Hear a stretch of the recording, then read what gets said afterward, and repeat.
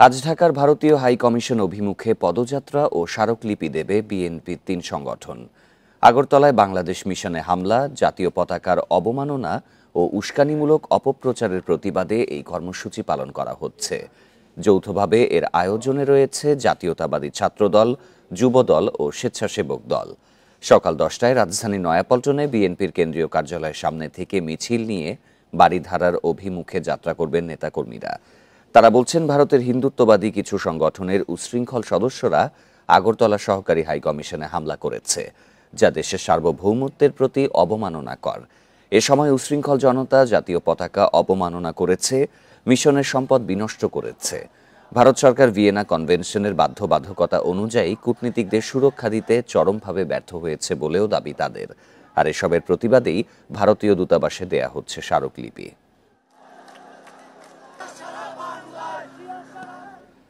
বিএনপিকে আগের চেয়ে অনেক কঠোর উল্লেখ করে অনৈতিক কাজ করলে কাউকে ছাড় না দেওয়ার হুঁশিয়ারি দিয়েছেন দলটির ভারপ্রাপ্ত চেয়ারম্যান তারেক রহমান।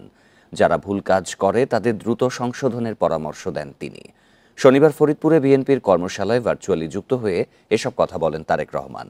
জানান, বিএনপি ক্ষমতায় গেলে প্রধানমন্ত্রী সহ সব পর্যায়ে জবাবদিহি থাকবে। রাষ্ট্র সংস্কারে ৩১ দফা ও জনসম্পৃক্তি শীর্ষক কর্মশালার আয়োজন করে ফরিদপুর বিভাগ বিএনপি। কর্মসূচিতে যোগ দেন দলের সাংগঠনিক বিভাগ ফরিদপুরের নেতারা। মানুষ বিএনপি থেকে কি প্রত্যাশা করছে? দিনব্যাপী কর্মশালার শেষ পর্যায়ে লন্ডন থেকে ভার্চুয়ালি যুক্ত হন বিএনপির ভারপ্রাপ্ত চেয়ারম্যান তারেক রহমান। এ সময় নেতাদের বিভিন্ন প্রশ্নের জবাব দেন তিনি। জানান, দলের কেউ অন্যায় করলে কোনো ছাড় দেয়া হবে না। যারা খারাপ কাজ, অনৈতিক কাজ করছে, আপনি দেখেছেন এর মধ্যে আমরা অনেকের বিরুদ্ধে ব্যবস্থা গ্রহণ করেছি। সমাপনী বক্তব্যে তারেক রহমান বলেন, বিএনপির প্রতি মানুষের আস্থা নষ্ট হয় এমন কর্মকাণ্ড থেকে বিরত থাকতে হবে সব নেতাকর্মীকে। একটি রাজনৈতিক দল হিসাবে আমাদের যতটুকু করা সম্ভব দলীয় আইন কানুনের ভিতরে থেকে আমরা সেটি করছি। বরং এইবার বিএনপি এক্ষেত্রে এক স্টেপ বেশি গিয়েছে। যারা বেশি অতিরিক্ত করছে তাদের বিরুদ্ধে আমরা দলের অবস্থান থেকে আইনগত ব্যবস্থা নেওয়ার জন্য প্রশাসনকে লিখিতভাবে আইনগত অভিযোগ করেছি আমরা। বিএনপির ভারপ্রাপ্ত চেয়ারম্যান বলেন, আওয়ামী লীগ আমলে লুটপাট আর দুর্নীতিতে ছেয়ে গিয়েছিল, ছিল না কোনো জবাবদিহি। জবাবদিহিতা প্রতিটি পর্যায়ে থাকতে হবে। ইউনিয়ন পরিষদের মেম্বার যেরকম জবাবদিহিতা করবে, প্রধানমন্ত্রীও জবাবদিহিতা করবে। পৌরসভার চেয়ারম্যান, উপজেলা চেয়ারম্যান যেমন জবাবদিহিতা করবে, মন্ত্রীদেরকেও জবাবদিহিতা করতে হবে। একই সাথে সরকারি বলেন, আধা সরকারি বলেন, প্রত্যেকটি পর্যায়ে যারা আছে প্রত্যেকটি জায়গায় জবাবদিহিতা তৈরি করতে হবে। একদিনে সম্ভব না, কিন্তু সেটি সম্ভব, অবাস্তব কিছু না। এ সময় ৩১ দফা বাস্তবায়নে সবার সহযোগিতা চান বিএনপির ভারপ্রাপ্ত চেয়ারম্যান। সুলতানা জাহান মিতু, ইন্ডিপেন্ডেন্ট নিউজ, ঢাকা। নির্বাচনের রোডম্যাপ ঘোষণা হলে মানুষ নির্বাচনমুখী হবে, বন্ধ হবে ষড়যন্ত্রের সুযোগ, বলছেন বিএনপি স্থায়ী কমিটির সদস্য খন্দকার মোশাররফ হোসেন। দলটির জ্যেষ্ঠ নেতারা মনে করেন, শেখ হাসিনাকে নিয়ে ভারতের ষড়যন্ত্র দুঃস্বপ্নই থেকে যাবে। প্রযুক্তির কারণে মিথ্যাচার করেও রেহাই পাচ্ছে না ভারত। শনিবার রাজধানীতে পৃথক আয়োজনে এসব কথা বলেন বিএনপি নেতারা। জাতীয় প্রেস ক্লাবের সামনে এই মানববন্ধন ভারতে বাংলাদেশের ডেপুটি হাইকমিশনে আক্রমণ ও জাতীয় পতাকার অবমাননার প্রতিবাদে। এতে অংশ নিয়ে বিএনপি নেতা শামসুজ্জামান দুদু বলেন, ধর্মীয় দৃষ্টিকোণ ছাড়া ভারত কাউকে মূল্যায়ন করে না। ত্রিপুরায় হোটেলে কোনো লোক নাই, বাংলাদেশে নাকি ভিসা দিবে না, ভিসা না দিলে কিভাবে ব্যবসার ক্ষতি হয় তার এখন হারে হারে টের পাচ্ছে। আরেক অনুষ্ঠানে বিএনপি নেতা ডাক্তার AZM জাহিদ হোসেন বলেন, 16 বছরের আজ্ঞাবহ সরকার পালানোর পর ষড়যন্ত্র শুরু করেছে ভারত। শুকনার সময় আমাদেরকে পানি দেয় না, আর বর্ষাকালে পানি ছেড়ে দিয়ে তারা আমাদেরকে বন্যা দেয়, অর্থাৎ they are not our friend, তারা আমাদের বন্ধু না। কাজেই তারা আমাদেরকে শোষণ করতে চায়। এ সময় উস্কানিমূলক বক্তব্য ও অপপ্রচারের প্রতিবাদে বিজেপি নেতা ও ভারতীয় সাংবাদিকদের ছবি পোড়ায় বিক্ষুব্ধ জনতা। স্বাধীনতা ও সার্বভৌমত্ব রক্ষার আলোচনায় বিএনপি নেতা ডক্টর খন্দকার মোশাররফ হোসেন বলেন, শেখ হাসিনাকে বাংলাদেশ পাঠিয়ে ভারতের ছেলেখেলা জনগণ আর হতে দেবে না। যদি দেশে নির্বাচনের রোডম্যাপ ঘোষণা করা হয় তাহলে জনগণ নির্বাচনমুখী হয়ে গেলে আমার বিশ্বাস আজকে যে ছোটখাটো ষড়যন্ত্র করার চেষ্টা করা হচ্ছে এই ষড়যন্ত্র জনগণের কাছে পাত্তা পাবে না। জাতীয় বার্ন ইনস্টিটিউটে জুলাই অভ্যুত্থানে আহতদের দেখতে গিয়ে বিএনপি নেতা রুহুল কবির রিজভী বলেন, মিথ্যার বেড়াজালে বিশ্ববাসীকে বিভ্রান্ত করার চেষ্টা করেও প্রযুক্তির যুগে সফল হতে পারছে না ভারত। যেখানে সাংবিধানিক ধারাবাহিকতা রক্ষিত হয় বলে আমরা জানতাম, যে ভারতে অনেক জ্ঞানীগুণী মানুষের দেশ বলে আমরা জানতাম, সেই দেশটিকে এখন মনে হচ্ছে এখানে হিংস্র, ঘাতক এবং প্রচণ্ড রক্তপিপাসু মানুষরা সেখানে বাস করে। এদিকে সন্ত্রাস চাঁদাবাজির বিরুদ্ধে বিক্ষোভ মিছিল করেছে ঢাকা মহানগর উত্তর বিএনপি। রাজধানীর মিরপুর ১ নম্বর এলাকা থেকে শুরু হয়ে মিছিলটি বিভিন্ন সড়ক প্রদক্ষিণ করে। ইকরামুল কবির, ইন্ডিপেন্ডেন্ট নিউজ, ঢাকা। আওয়ামী লীগ সরকারের আমলে জলবায়ু তহবিলের নামে জাতীয় স্বার্থকে জিম্মি করে কায়েমি স্বার্থ রক্ষা করা হয়েছে। এক যুগে এ খাতে ছিল শুভঙ্করের ফাঁকি। প্রকল্পের নামে দুর্নীতি ও অর্থ আত্মসাৎ করা হয়েছে। এই খাতে দেশি বিদেশি সব ঋণের হিসাব নিরীক্ষা জরুরি বলে মনে করে টিআইবি ও জলবায়ু গবেষকরা। আওয়ামী সরকারের দুর্নীতির শ্বেতপত্র পর্যালোচনা করে এমন মন্তব্য তাদের। আওয়ামী লীগ সরকারের আমলে ২০২২ সালে $200 বিলিয়ন ন্যাশনাল অ্যাডাপ্টেশন প্ল্যান গঠন করা হয়। এর আওতায় জলবায়ু ঝুঁকি মোকাবেলায় অভিযোজন প্রশমন খাতে ৮০০ প্রকল্প গ্রহণ করে সরকার। এর মধ্যে বাঁধ, সাইক্লোন সেন্টার, স্বেচ্ছাসেবক প্রশিক্ষণ, লবণাক্ত সহিষ্ণু ফসল উৎপাদনের নামে প্রকল্পগুলোতে ব্যাপক দুর্নীতির অভিযোগ রয়েছে। প্রকল্প প্রণয়ন ও বাস্তবায়নে জড়িতরা একে নিজেদের সম্পদ বৃদ্ধির সুযোগ হিসেবে দেখেছে বলে শ্বেতপত্রে উঠে এসেছে। যে অঞ্চলগুলো সবচেয়ে বেশি ক্ষতিগ্রস্ত, ঝুঁকির সম্মুখীন, সেখানে না মন্ত্রী এমপিদের বাড়ির কাছে বা জেলায় উপজেলায় এই প্রকল্প হয়েছে, যেগুলো কোনো জলবায়ু পরিবর্তনের সাথে কোনো সামঞ্জস্যপূর্ণ ছিল না। অর্থাৎ এখানে ভেস্টেড ইন্টারেস্ট, কায়েমি স্বার্থটা এখানে কাজ করেছে জাতীয় স্বার্থকে জিম্মি করে। শ্বেতপত্রে বলা হয় ২০১০ সালে আলাদা আইনের মাধ্যমে বাংলাদেশ জলবায়ু পরিবর্তন ট্রাস্ট ফান্ড গঠন করা হয়। এ তহবিলে ৩,১০০ কোটি টাকা দেয়া হয়েছে, কিন্তু এই বিপুল টাকা কোথায় কিভাবে খরচ হয়েছে তার হিসাব নাই। আবার গ্রিন ক্লাইমেট ফান্ডের হিসাব নিয়েও আছে প্রশ্ন। ট্রাস্ট ফান্ডের উপর ভিত্তি করে, যেটা আমাদের বাজেটের অর্থে বাংলাদেশের নিজস্ব অর্থায়নের বাস্তবায়িত প্রকল্পগুলো, সেগুলো একটা সার্বিক ইন্ডিপেন্ডেন্ট অডিট, নিরপেক্ষ অডিট করা দরকার বলে আমি মনে করি। একই সাথে এই ক্ষেত্রে যে সমস্ত বিদেশি অর্থায়ন হয়েছে সেগুলোর সম্পর্কেও সুনির্দিষ্ট তথ্য প্রকাশ এবং যে শর্তাবলী সাপেক্ষে অর্থায়ন হয়েছে সেগুলো তথ্য প্রকাশ করা অপরিহার্য। গবেষকেরা বলছেন, গেল দশকে জলবায়ু ঝুঁকি মোকাবেলায় সক্ষমতা গড়ে তুলতে ইতিবাচক অগ্রগতি দেখা যায়নি। আমরা ন্যাপ তৈরি করেছি, তারপর বিসিসিএসবি তৈরি করেছি, কিন্তু আমরা সেটা ইমপ্লিমেন্টেশনে যেতে পারিনি। অর্থাৎ ইমপ্লিমেন্টেশন করার জন্য যে অ্যাকাউন্টেবিলিটি, যে গভর্নেন্স থাকা উচিত ছিল, সেটা আমরা অ্যাভয়েড করেছি। ট্রাস্ট ফান্ডের টাকার যথাযথ ব্যবহার নিশ্চিত করতে পারেনি। প্রচুর মানুষ এখনো আছে ক্লাইমেট চেঞ্জ রিস্ক এক্সপোজ, তাদের কথা আমরা বলিনি। শ্বেতপত্রে বলা হয়েছে, জলবায়ু তহবিল থেকে বাংলাদেশকে ছিটকে দিয়েছে দুর্নীতি। ঝুঁকিপূর্ণ দেশ হওয়া সত্ত্বেও কমেছে বরাদ্দ। Shahriar Anirban, independent news, Dhaka. ঢাকা বিশ্ববিদ্যালয়ের ক্যাম্পাসে সন্ধ্যা ৬টার পর উচ্চ শব্দে স্পিকার, মাইক, গাড়ির হর্ন বাজানো নিষিদ্ধ করা হয়েছে। গতরাতে বিশ্ববিদ্যালয়ের প্রক্টর অফিস থেকে এক জরুরি বিজ্ঞপ্তিতে এই ঘোষণা দেয়া হয়।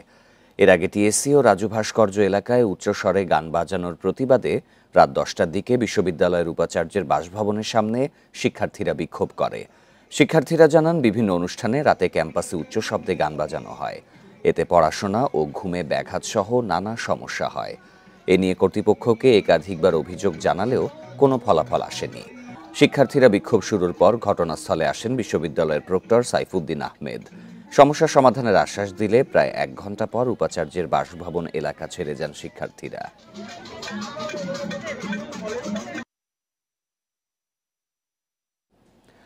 রাজশাহী বিশ্ববিদ্যালয়ের স্নাতক প্রথম বর্ষের ভর্তি পরীক্ষায় পোষ্য কোটা বাতিলের দাবিতে বিক্ষোভ সমাবেশ করেছে বিশ্ববিদ্যালয়ের শিক্ষার্থীরা। রাতে বিশ্ববিদ্যালয়ের শহীদ জোহা চত্বরের সামনে শিক্ষার্থীরা বিক্ষোভ সমাবেশ করেন। এর আগে বিক্ষোভ মিছিল নিয়ে ক্যাম্পাস প্রদক্ষিণ করেন শিক্ষার্থীরা। তারা বলেন, ২৪-এর গণ অভ্যুত্থানের দাবি ছিল কোটার বিরুদ্ধে। সেখানে এ কোটাই যদি থেকে যায় তাহলে ২৪-এর বিপ্লবীদের সঙ্গে বেইমানি করা হবে। অবিলম্বে পোষ্য কোটা বাতিল করতে হবে। যতক্ষণ পর্যন্ত বিশ্ববিদ্যালয় প্রশাসন পোষ্য কোটা বাতিলের সিদ্ধান্ত না নেবে, ততক্ষণ পর্যন্ত তাদের এই আন্দোলন চলবে বলে হুঁশিয়ারি দেন বিক্ষুব্ধরা।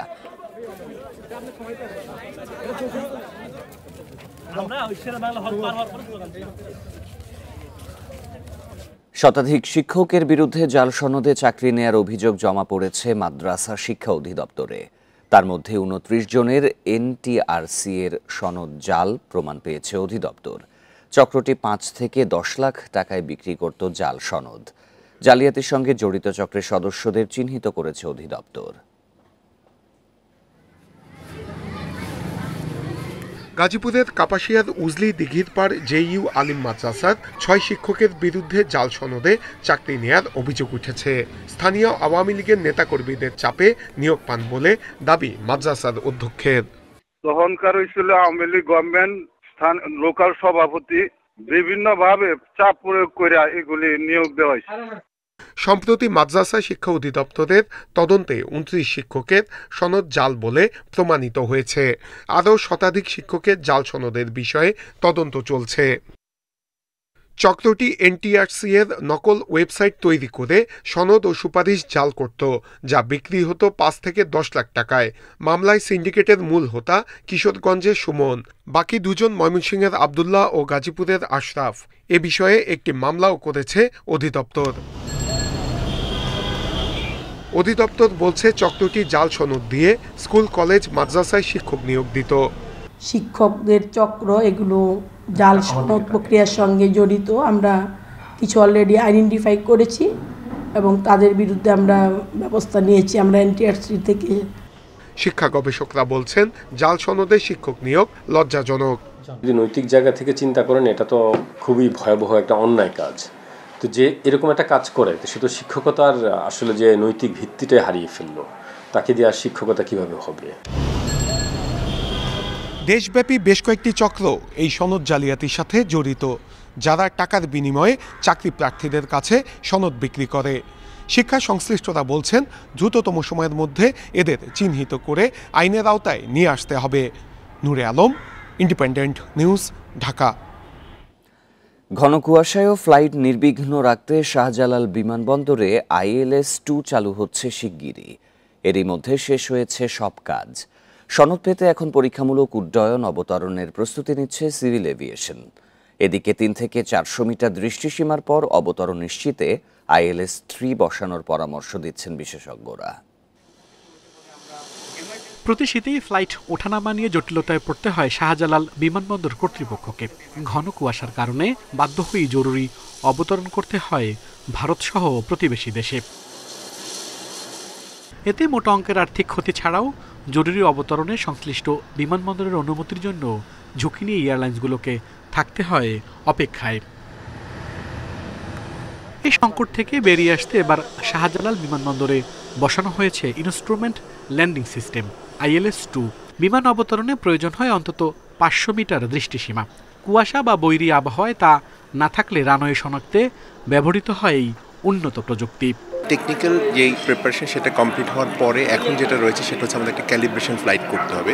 সেই ক্যালিব্রেশন ফ্লাইটের পর্যায়টা চলছে, প্রক্রিয়াটা চলছে, সেটা টেন্ডারিংয়ের মাধ্যমে। এই ফ্লাইটের প্রক্রিয়াটা চলার পরে তখন সেটা পাবলিশ করে ইন্টিমেট করে আমাদের যে বিভিন্ন FMS বা বিভিন্ন সিস্টেমে ইনফরমেশনটা জানিয়ে তখন আমরা এটাকে ব্যবহার করতে পারবো। অনেক সময় কুয়াশা বৈরী আবহাওয়ায় বৈমানিকের দৃষ্টিসীমা নেমে যায় 50 থেকে 0 মিটারে। তখন আর কাজে আসে না ILS-2 প্রযুক্তি। সে জটিলতা এড়াতে এবার ILS-3 বসানোর পরামর্শ দিচ্ছেন বিশেষজ্ঞরা। ILS-3 দিয়ে আমাদের যেতে হবে, কারণ ওই 350 মিটার ভিজিবিলিটির পরে কি হবে, ফগি, ওইখানেও কিন্তু আমাদের 10 to 15% এয়ারক্রাফট ডাইভার্সন হয়ে যাবে। তো সেইটাও কিন্তু আমাদেরকে অ্যাড্রেস করতে হবে today or tomorrow. So ILS-2 ভালো, আমরা চাই আমরা অতি দ্রুত ILS-3 যেন পৌঁছে যাই।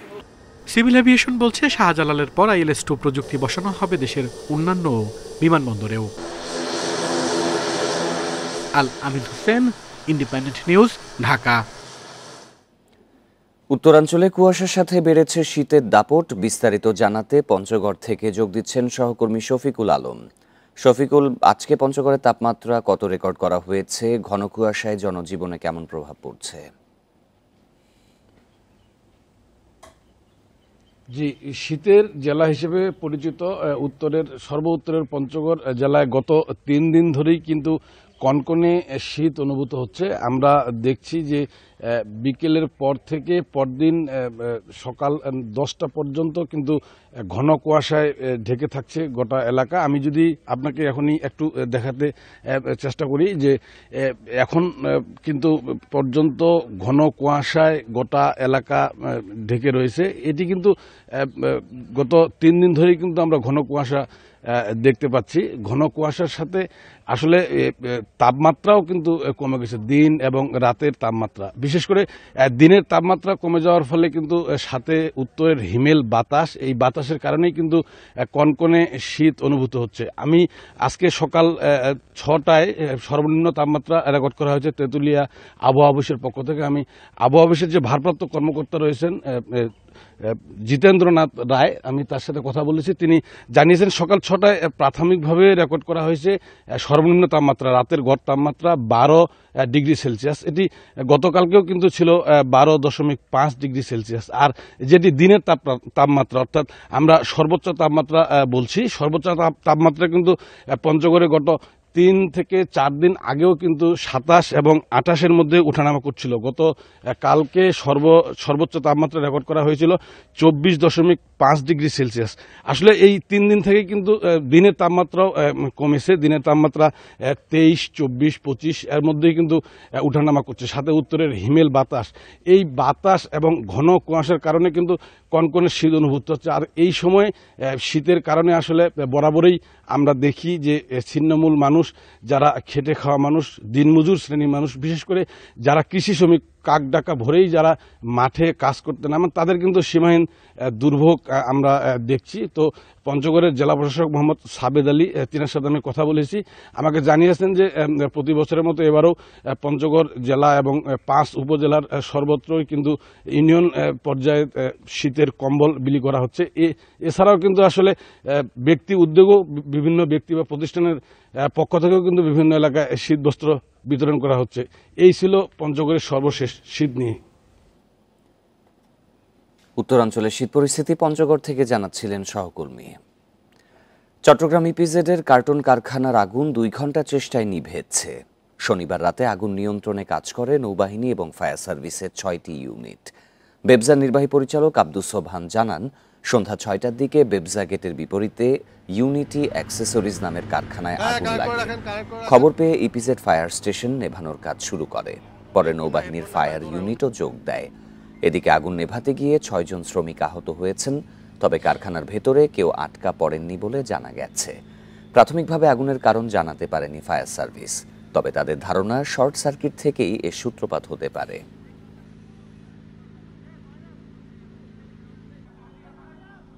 এখানে আটকা পড়া ছিল, আমরা একজনের ধাক্কা উঠে এখান থেকে বলছি তাড়াতাড়ি নামেন, পাশে একটা রডের ব্যবস্থা আছে, মানে নামার মতো এখান থেকে লোকজনটা নামানো হয়েছে। ধারণা করা যায় হয়তো যে কোনো কারণেই হোক, কোনো শর্ট সার্কিটের কারণে হতে পারে বা কারো অসতর্কতার কারণে হতে পারে। অপরিকল্পিতভাবে এই কার্টুন বক্সগুলো আর কিছু পলিথিন হয়তো থাকতে পারে, এইগুলো রাখা হয়েছে। জানেন এইগুলো তো আগুন লাগলে প্রচন্ড ধোঁয়া সৃষ্টি হয়েছে। রাজধানীর বংশাল থানার আল জামিয়া মদিনাতুল উলুম মাদ্রাসায় রাতের খাবার খেয়ে অসুস্থ হয়ে পড়েন শিক্ষক সহ 150-রও বেশি শিক্ষার্থী। শনিবার রাতে এর মধ্যে 10 জনকে ঢাকা মেডিকেল কলেজ হাসপাতালে ভর্তি করা হয়। জানা যায়, শুক্রবার দুপুরে শিক্ষার্থীদের জন্য মাদ্রাসায় খাবার দিয়ে যায় একটি সংগঠন। রাতে সেই খাবার পরিবেশন করা হলে পরদিন সকাল থেকে অসুস্থ হতে থাকেন শিক্ষক শিক্ষার্থীরা। পরে তাদের পুরান ঢাকার মিটফোর্ড হাসপাতাল ও ঢাকা মেডিকেল কলেজ হাসপাতালে নিয়ে যাওয়া হয়। মাদ্রাসা কর্তৃপক্ষ বলছে, ওই খাবার খাওয়ার পর মোট 170 জন অসুস্থ হয়ে পড়েন। এর মধ্যে 10 জনকে ঢাকা মেডিকেলে ভর্তি করা হয়। বাকিরা প্রাথমিক চিকিৎসা নিয়ে ফিরে গেছেন। মূলত খাবার দেয়া হয়েছিল দুপুরের জন্য, সেই খাবার রাতে পরিবেশন করায় এই ঘটনা ঘটতে পারে বলে ধারণা করছেন তারা।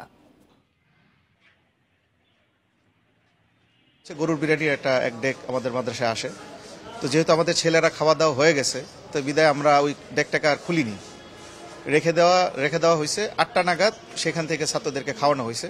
পরে রাত্রেবেলা কিছু শুনলাম যে কারো পেটে ব্যথা করতেছে, আর দিনে 10টার দিকে দেখলাম অনেকেই বাথরুমে যাতায়াত করতেছে।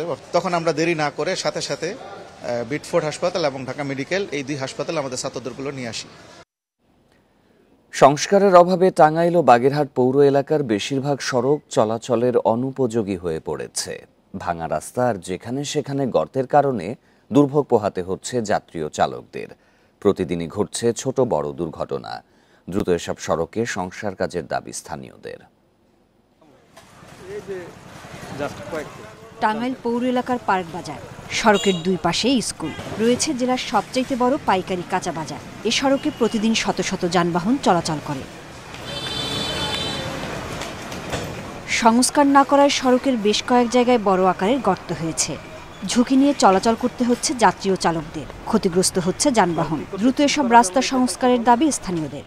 রাস্তা ধুলাবালি এগুলা কোনো সংস্কার নেই, তো রাস্তাঘাট তো করে যে এগুলো কাজ নাকি, কিছুদিন পরে এগুলো নষ্ট হয়ে যায়। যে ভাঙ্গা চলাফেরা কষ্ট, রাস্তা ভালো না, তো পৌরসভার রাস্তা একবারে খারাপ। জনভোগান্তি কমাতে এরই মধ্যে 17টি রাস্তার কার্যাদেশ দেওয়া হয়েছে বলে জানিয়েছে স্থানীয় সরকার বিভাগ। শুরু হয়েছে কাজও। রাস্তার কার্যক্রম শুরু করেছে ঠিকাদার। তো এই টাঙ্গাইল শহরে যে খানাখন্দ এবং ভাঙাচোরা রাস্তা আছে সেগুলো সংস্কারের জন্য আমরা নিয়মিত কার্যক্রম গ্রহণ করছি। বাগেরহাট পৌরসভার বেশিরভাগ রাস্তায় ভাঙার খানাখন্দে ভরা, প্রায়ই ঘটছে দুর্ঘটনা। পৌর কর্তৃপক্ষের দাবি বিভিন্ন সময় সংস্কার কাজের পরও বৃষ্টিতে পানি জমে ক্ষতিগ্রস্ত এসব সড়ক। 7-8 দিন পানি নিমজ্জিত থাকলে রাস্তাগুলো সাস্টেনেবল করা খুব টাফ হয়ে যাচ্ছে আমাদের জন্য। এই জন্য আমাদের পরবর্তী যে প্রকল্পগুলো আমরা হাতে নিচ্ছি এর ম্যাক্সিমাম হচ্ছে আমরা আরসিসি রাস্তার দিকে আমরা ধাবিত হচ্ছি, যাতে হচ্ছে এটার স্টেবিলিটি বাড়ে। বাগেরহাট পৌরসভায় 100 কিলোমিটার সড়ক রয়েছে, এর মধ্যে 60 কিলোমিটার সড়কই চলাচলের অনুপযোগী। সোহেলি জাহান, ইন্ডিপেন্ডেন্ট নিউজ। সাতক্ষীরায় এবার কাঁকড়ার উৎপাদন ভালো আর দামও ভালো পাচ্ছেন চাষিরা। মড়ক প্লাবন সহ নানা কারণে চিংড়ি চাষের বিকল্প হিসেবে কাঁকড়া চাষে ঝুঁকছেন চাষিরা। কৃষি বিভাগ বলছে কাঁকড়া চাষে একদিকে যেমন রপ্তানি আয় বাড়ছে, তেমনি বাড়ছে কর্মসংস্থানও। সাতক্ষীরার উপকূলীয় এলাকায় বাড়ছে বাণিজ্যিকভাবে কাঁকড়া চাষ। প্রতি বছরে নতুন নতুন জমি আসছে কাঁকড়া চাষের আওতায়। অল্প জমিতে কম বিনিয়োগে খামার গড়ে তোলা সম্ভব, তাই কাঁকড়া চাষে ঝুঁকছেন চাষিরা। তাছাড়া বাগদা চিংড়ি চাষে ক্ষতিগ্রস্তরা এখন বিকল্প হিসেবে বেছে নিচ্ছেন এটিকে। এবছর কাঁকড়ার উৎপাদন ভালো হয়েছে, দামও ভালো পাচ্ছেন চাষিরা। বিগত 5 বছর বা 6 বছর করছি, ভালো সফলতা লাভ করছি এবং আমি একটাই করে খাই, এটাই আমার কর্ম। কাঁকড়াটা মূলত বিভিন্ন গ্রেডে বিক্রি হয়। এই গ্রেড, বি গ্রেড বা সি গ্রেডে 4টা-5টা ধাপেই বিক্রি করা হয়। এই গ্রেডে মনে করেন 850, 900, 700, 600, 450 পর্যন্ত বিক্রি করা হয়। 16,000 বক্সে মনে করেন আমাদের এখানে যদি রানিং 12 বছর ব্যবসা করতে পারি, মানে 9 মাসই, তাহলে প্রোডাকশন যদি ভালো হয় তা 10-12 লাখ টাকা লাভ থাকবে মিনিমাম। কাঁকড়া চাষের মাধ্যমে রপ্তানি আয় বাড়ানো সম্ভব বলে মনে করেন মৎস্য কর্মকর্তারা। কাঁকড়া খুবই একটা ইম্পর্টেন্ট এক্সপোর্ট আইটেম আমাদের, এবং এটাকে যদি আমরা নার্সিং করতে পারি এর থেকে আমাদের ফরেন যেটাকে আর্নিং সেটা আসবে, এবং আশা করি মৎস্য দপ্তর চাষিদের সাথে থাকবে এবং সাতক্ষীরা জেলায় এই কাঁকড়া চাষ উন্নয়নে এবং কাঁকড়া চাষের উৎপাদনে ভূমিকা রাখবে। সাতক্ষীরায় এখন 321 হেক্টর জমিতে কাঁকড়া চাষ হচ্ছে। উৎপাদনের লক্ষ্যমাত্রা 2000 মেট্রিক টন। Independent news. মেহেরপুরে একটি মাদ্রাসা ভবন নির্মাণের সময়সীমা পার হওয়া 4 বছর হতে চললেও বুঝিয়ে দিতে পারেনি ঠিকাদার। ভবন হস্তান্তর না করেই তুলে নেওয়া হয়েছে জামানত। এতে জেলা শিক্ষা প্রকৌশল অধিদপ্তরের সাবেক নির্বাহী প্রকৌশলীর যোগসাজশের অভিযোগ উঠেছে। মেহেরপুরের গাংনীর করমদি দারুসুন্নাহ নেসারিয়া দাখিল মাদ্রাসায় 4তলা ভবনের কাজ দেওয়া হয় কুষ্টিয়ার এক ঠিকাদারকে। 2019 সালের অক্টোবরে কাজ শুরু হয়ে 2021 সালের এপ্রিলে শেষ হওয়ার কথা ছিল। তবে সময়সীমা শেষ হওয়ার 4 বছর হতে চললেও ভবন বুঝিয়ে দিতে পারেননি ঠিকাদার। জেলা শিক্ষা প্রকৌশল অধিদপ্তরের তথ্য অনুযায়ী ভবনের কাজ 75% সম্পূর্ণ হলেও বিপরীতে ঠিকাদারকে বিল দেওয়া হয়েছে 2,28 লাখ টাকা। করোনার কারণে কাজ বন্ধ থাকার পরও জামানত সহ প্রায় 32 লাখ টাকা তুলে নিতে সহযোগিতার অভিযোগ আছে সাবেক নির্বাহী প্রকৌশলীর বিরুদ্ধে। আর এসব দায় নিতে রাজি নন বর্তমান নির্বাহী প্রকৌশলী। মাদ্রাসার যে বিলটার অগ্রিম বিলের কথা বলা হচ্ছে সেটা আসলে আমার পূর্ববর্তী নির্বাহী প্রকৌশলী কর্তৃক প্রদান করা, এ বিষয়ে আসলে আমার জানা নাই। তবে আমাদের এবং কাজটার পিজি এবং সময়বর্ধন না থাকার ফলে আমরা দাপ্তরিক কার্যাদেশ বাতিলে যেতে পারিনি এবং এই বিষয়টা আমরা ঊর্ধ্বতন কর্তৃপক্ষকে জানিয়েছি। কাজ শেষ হওয়ার আগে জামানত সহ বিল তুলে নেওয়ার বিষয়ে ঠিকাদারের সঙ্গে একাধিকবার যোগাযোগ করা হলেও কথা বলতে রাজি হননি। নতুন ভবন না হওয়ায় মাদ্রাসাটির শিক্ষার্থীদের ক্লাস করতে হচ্ছে পুরাতন ভবনে জরাজীর্ণ কক্ষ ও বারান্দায়। এই বিল্ডিং নির্মাণের পূর্বে যে সেই বিল্ডিংটা ভাঙা হয়েছে, যার প্রেক্ষিতে আমাদের ক্লাসের জায়গার সমস্যা। গাছতলায়, বারান্দায়, বিভিন্ন জায়গায় ক্লাস নিতে হচ্ছে। এই ভবনের কাজটি ঠিকাদার করতে করতে ফেলে চলে যায়, দীর্ঘদিন পড়ে থাকার কারণে আমাদের শ্রেণীকক্ষে পাঠদান করা খুব সংকটে পড়ে যায়। মাদ্রাসা ভবনটির নির্মাণে ব্যয় ধরা হয় প্রায় 3,24 লাখ টাকা। Independent news. ভয়াবহ বন্যার 3 মাসেও ফেনী ও কুড়িগ্রামে সরকারিভাবে শুরু হয়নি পুনর্বাসনের কাজ। ঘরবাড়ি হারিয়ে নিঃস্ব মানুষেরা বাস করছে অন্যের বসত ঘরে। পুনর্বাসনে তালিকায় নাম ওঠানো ছাড়া আর কোনো উদ্যোগ নেওয়া হয়নি, দাবি ক্ষতিগ্রস্তদের। ফেনী পৌর এলাকার ৬ নং ওয়ার্ডের সুলতানপুরের বাসিন্দা বিধবা সবিতা রানী দেবনাথ এবারের বন্যায় স্বামী রেখে যাওয়া ভিটেমাটি হারিয়ে মানুষের দ্বারে দ্বারে ঘুরছেন ঘর পাবার আশায়। সবিতা রানীর মতো ৬ উপজেলার ১৭০০ পরিবার সম্পূর্ণ ক্ষতিগ্রস্ত হয়েছে। দিন আমি অসময় মনে করে যদি আমার কিছু সহযোগিতা করে আমি তাইলে ঘরটা কোনো রকম মাথা গুঁজা ঠাই করতাম পারবো। বন্যার প্রায় ৩ মাস পার হলেও পুনর্বাসনের কোনো উদ্যোগ নেই বলছে ক্ষতিগ্রস্ত পরিবার। এই পর্যন্ত সরকারিভাবে কোনো অবদান আমরা পাইনি। আমরা থাকার খুব কষ্ট করিতেছি। ঘরের আশ্রয় নিছি, ছেলে একজন মেয়ে একজন, আমরা পরিবারে 4 জন। আর সরকার যদি আমার দিকে একটু তাকায়। বন্যায় সম্পূর্ণ ক্ষতিগ্রস্ত ১১০টি পরিবারকে পাইলট প্রকল্পের আওতায় নতুন করে পুনর্বাসনের আশ্বাস জেলা প্রশাসনের। প্রকল্পের মাধ্যমে এটি পাইলট বেসিসে হবে। পরবর্তীতে সরকারের সিদ্ধান্ত অনুযায়ী আমরা এই প্রকল্প সমূহ সরকারের যে সিদ্ধান্ত দেয় সেই অনুযায়ী বাস্তবায়ন করা হবে। এদিকে কুড়িগ্রামের ধরলা, তিস্তা, ব্রহ্মপুত্র, দুধকুমার সহ নদ নদীর ভাঙনে চলতি বছর এ পর্যন্ত ২,০০০ পরিবার ভিটেমাটি হারিয়েছে। এটা মাইশের জায়গা আমার ভেঙে গেছে, মাইশের বাসতলা এনে পড়ে রয়েছে। আর কি করবো, আমার তো অস হয়ে গেছে, কিচ্ছু নাই, সব নিঃস্ব হয়ে গেছে। বাইকে ছিল সব, ভিটাবাড়ি আসলে এইদিকে সব বাইকে ছিল, সব শেষ হয়ে গেছে। ক্ষতিগ্রস্তদের পুনর্বাসনের আশ্বাস দিয়েছে জেলা দুর্যোগ ও ত্রাণ কর্মকর্তারা। পুনর্বাসনের জন্য এবং গৃহ পুনর্নির্মাণের জন্য যেসব ব্যবস্থা গ্রহণ, এইসব বিষয়গুলো আমরা ঊর্ধ্বতন কর্তৃপক্ষকে অবহিত করেছি। বরাদ্দ পেলে আমরা তালিকা অনুযায়ী তাদের মাঝে বিতরণ করব। বর্ষা হলেও কুড়িগ্রামের উলিপুর, রৌমারী সহ বেশ কয়েকটি উপজেলায় নদী ভাঙন অব্যাহত রয়েছে। Tanzil Hasnat, independent news. Ad hoc committee নিয়ে হট্টগোলে স্থবির ক্রীড়াঙ্গন। দাবা কাবাডিতে চলছে কাদা ছোড়াছুড়ি। কাউন্সিলরদের মূল্যায়ন না করায় ম্যাটে খেলা গড়ানো নিয়ে শঙ্কা তৈরি হয়েছে। হকির নতুন কমিটিও বিতর্কের ঊর্ধ্বে নয়, তবে সাম্প্রতিক সাফল্যে কিছুটা নীরব সমালোচকরা। ফেডারেশনের কার্যক্রমে গতি আনতে পুরনো কমিটি ভেঙে অ্যাডহক কমিটি দেয়া হয়, এরপরও গতি নেই, উল্টো চলছে নানা সমালোচনা। প্রায় 1 মাস পেরিয়ে গেলেও টেবিল ওয়ার্কে সীমাবদ্ধ অ্যাথলেটিক্স ফেডারেশনের কার্যক্রম, নিস্তব্ধ দাবা ফেডারেশন, কর্তারা ব্যস্ত ব্লেম গেমে। প্রায় 18,000 ইউরো আমাদের কাছে পায়, তো আমি অলরেডি ইতিমধ্যে জেনেছি। ঘরোয়া টুর্নামেন্ট আয়োজনে এখন থেকে নির্ধারিত ফি দিতে হবে দাবা ফেডারেশনকে, যা দাবা প্রসারে অন্তরায় মনে করেন এই সংগঠক। একজন ক্রীড়া সংগঠনের পক্ষে যেটা সম্ভব পকেট থেকে টাকা দিয়ে সংগঠন চালানো, একজন খেলোয়াড়ের পক্ষে চালানো। এবং বর্তমান জয়েন্ট সেক্রেটারি উনি বলেও দিয়েছেন যে আমি টাকা পকেট থেকে দিয়ে কোনো টুর্নামেন্ট আমি করবো না বা সংগঠন আমি চালাবো না। কাবাডিতে হট্টগোল চলছেই। সোহাগের অপসারণের দাবিতে একাট্টা খেলোয়াড় ও ক্লাব কর্তারা। স্পন্সর চুক্তির প্রাপ্য অর্থ সোহাগের প্রতিষ্ঠান দেয়নি বলেও অভিযোগ আছে। টোটাল 31টা টুর্নামেন্ট হয়েছে, সবগুলো টুর্নামেন্ট উনি করেছেন, বিল ভাউচার উনি করেছেন, এবং গত 7-8 বছরের এই ক্রীড়া পরিষদ নোটিশ করার পরেও কাবাডি ফেডারেশন কোনো অডিট রিপোর্ট জমা দিতে পারে নাই।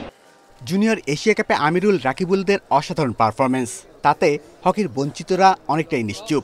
অ্যাডহক কমিটির কার্যক্রম মূল্যায়নে সময় দেবার পক্ষে সংগঠকরা, তবে গেল কমিটির অনিয়ম তদন্তের দাবি তাদের। আমার কাউন্সিলরশিপ সে জোর করে নিয়ে গিয়েছে, আমি মুক্তিবিহঙ্গর, আমার বড় ভাই সাজেদ আদল সাহেবের তার 2টা হকি ক্লাব আছে, সেই ক্লাবটা সে জোর করে নিয়ে গেছে এনএসসিতে তার গুন্ডা বাহিনী দিয়ে। 9টি ফেডারেশনের অ্যাডহক কমিটি ঘোষণা করেই চাপে সার্চ কমিটি। বাকি ফেডারেশনগুলোর কমিটি গঠনে তাই সময় নিচ্ছে NSC. Shamim Ahmed, independent news, Dhaka. কক্সবাজারে সাবজয়ী নারী ফুটবলারদের সংবর্ধনা দিল বাংলাদেশ অলিম্পিক অ্যাসোসিয়েশন এবং বাংলাদেশ সেনাবাহিনী। সম্মাননা হিসেবে প্রত্যেককে নগদ 4 লাখ টাকা দেয়া হয়। এ সময় সেনাপ্রধান জেনারেল ওয়াকারুজ্জামান আশা করেন সাফল্য ধরে রেখে আগামীতেও নারী ফুটবলাররা দেশের জন্য সম্মান বয়ে আনবে। শনিবার রাতে কক্সবাজারের ইনানির একটি হোটেলে আসেন সাফজয়ী নারী ফুটবল দলের 23 সদস্য। সংবর্ধনা অনুষ্ঠানে প্রধান অতিথি হিসাবে যোগ দেন সেনাপ্রধান জেনারেল ওয়াকারুজ্জামান। আরও যোগ দেন বিমান বাহিনী ও নৌবাহিনী প্রধান, কোচ পিটার বাটলার ও দলের ম্যানেজার। পরে সাফজয়ী নারী ফুটবলারদের হাতে সম্মাননা তুলে দেন সেনাপ্রধান। নানা প্রতিকূলতার মধ্য দিয়ে এগিয়ে যাচ্ছে জানিয়ে তিনি আশা করেন আগামীতেও নারী ফুটবলাররা দেশের জন্য বিজয় ছিনিয়ে আনবে। নারীদেরকে আরও স্পন্সর করব এবং আমরা জানি যে তাদেরকে এনকারেজ করলে, তাদেরকে দেখভাল করলে তারা আমাদের প্রতিনিয়ত আন্তর্জাতিক পর্যায়ে বিভিন্ন ধরনের সম্মান এনে নিতে সক্ষম হবে। এই উদ্যোগকে স্বাগত জানিয়েছেন নারী ফুটবলাররা। উৎসাহ পেলে দেশের জন্য আরো ভালো খেলার আশা তাদের। আসলে অনেক ভালো লাগতেছে। আমাদের যদি এভাবে সম্মানিত করা হয় তাহলে আমাদের সামনে আমরা আরো ভালো কিছু করতে পারবো। এর আগে আমাদেরকে একইভাবে আমাদের সংবর্ধনা প্রদান করেছেন, এবারেও তাই। আসলে এটা আমাদের ভবিষ্যতের একটা অনুপ্রাণিত কাজ করবে। যদি এভাবে আমাদের সম্মানিত করে বা সম্বর্ধনা দেয়, ভালো সামনে আমরা আরো ভালো কিছু করতে পারবো, দেশের জন্য আরো ভালো কিছু অর্জন করে নিয়ে আসতে পারবো। সম্মাননা হিসেবে প্রত্যেককে নগদ 4 লাখ টাকা সহ মোট 1 কোটি টাকা পুরস্কার দেয় বাংলাদেশ অলিম্পিক অ্যাসোসিয়েশন ও বাংলাদেশ সেনাবাহিনী। তৌফিকুল ইসলাম, ইন্ডিপেন্ডেন্ট নিউজ, কক্সবাজার। এই ছিল সংবাদে। আরো বিস্তারিত জানতে চোখ রাখুন ফেসবুক, ইউটিউব এবং এক্সে। আমন্ত্রণ পরের আয়োজনে।